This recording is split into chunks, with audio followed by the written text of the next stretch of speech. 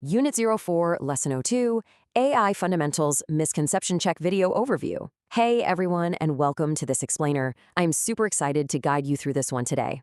We're going to dive right into how we naturally interact with artificial intelligence, and honestly, how we often get completely tricked by it.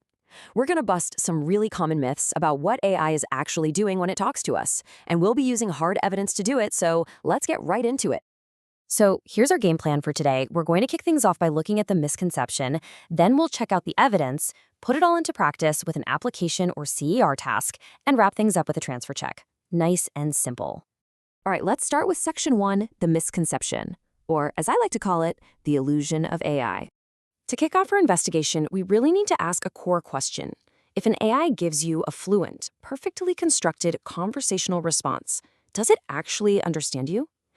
As humans, we're literally hardwired to think that if something speaks to us so thoughtfully, it just must have human-like understanding, right? But let me clear this up right now. A fluent output is absolutely not evidence of human-like comprehension.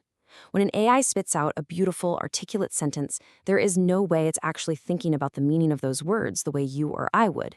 It is literally just processing data. And that brings us to the massive difference between human direct experience and AI data representation. Think about it.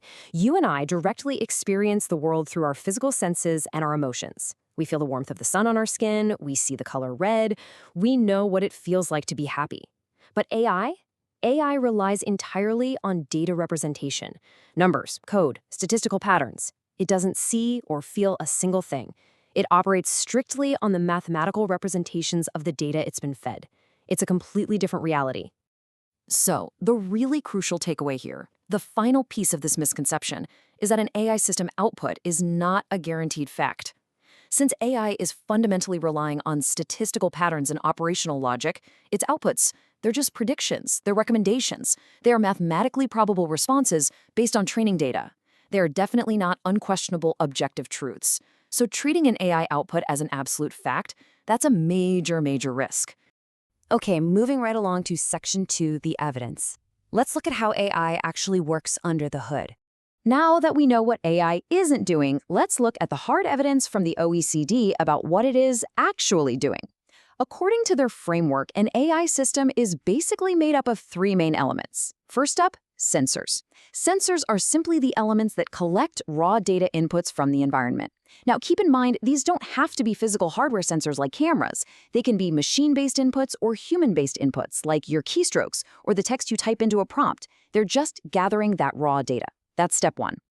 The second element is the operational logic. This is the system that interprets the data for a given set of objectives to provide an output. Basically, this is where the so-called AI magic happens. But in statistical AI or machine learning, this logic is really just about finding trends from a set of patterns. It's connecting the dots between inputs and outputs. It's not thinking. It is mathematically evaluating patterns in the data so it can make predictions, recommendations, or decisions based on whatever its programmed objective is. And the third element is actuators.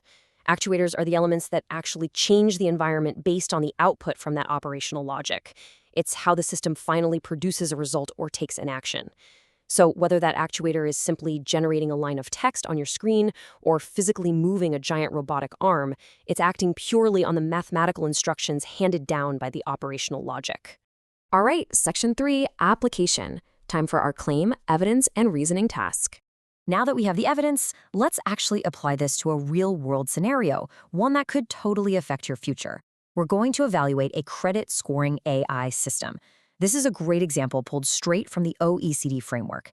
Just imagine a system designed by a bank to automatically approve or deny loans for customers based on their credit scores. We're going to pop the hood and inspect how this interaction actually works. To do this, we're going to walk through a very specific 5-step inspection process. Step 1, identify the data source. Step 2, explain the pattern or the operational logic. Step 3, identify the output. Step 4, name a limitation or an uncertainty in the system. And finally, Step 5, state the required human check. Going through this process really forces us to look past the illusion of the AI and see the raw mechanics at play. So let's see how those 5 steps apply to our credit scoring system. First, the data. The sensors here are collecting machine-based inputs like a borrower's financial history. Second, the pattern. The operational logic is mapping this data against financial rules to predict creditworthiness. Third, the output.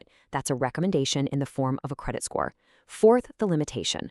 Well, the system might suffer from data bias, or it might completely miss crucial real-world context, like a sudden life change the borrower had. And fifth, the human check, which is absolutely vital. According to the NIST AI risk management framework, because these models have uncertainties, human oversight, like a real loan officer reviewing the final decision, is absolutely required to manage the risk. Let's move to Section 4, Transfer Check. What happens when we look at a completely different modality? So let's see if our critical reasoning holds up when we change the rules a bit by testing a different modality. For our transfer test, we'll look at autonomous driving systems. This is another awesome example from the OECD text, but notice how it shifts us entirely away from a system reading financial numbers in a database to a system taking in complex, real-time physical sensor data on a fast-moving vehicle. If we put these two systems side by side, something pretty fascinating emerges. Over on the one side, our credit scoring system uses text and number inputs. Its objective is loan approval, and the output is a score recommendation. Now, on the other side, the autonomous driving system uses physical sensor inputs, like historical data mixed with live camera feeds. Its objective? Getting from point A to B safely. But here's the kicker. Despite the radically different input modalities, both systems function using the exact same underlying mechanics.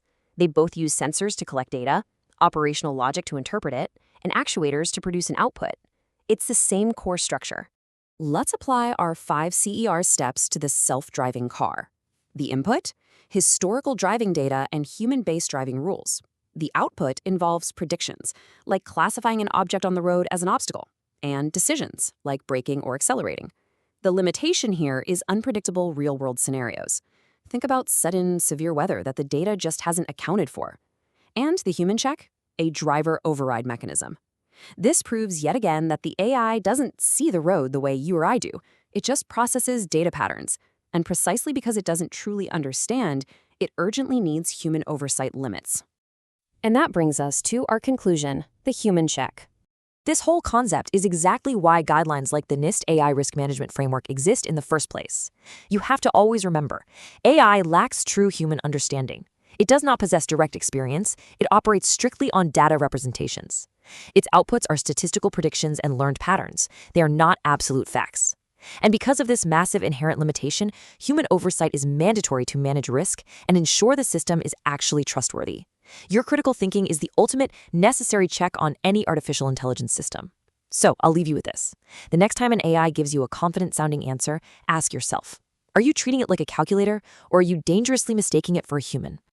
Unit 04, Lesson 02, AI Fundamentals Misconception Check Video Overview.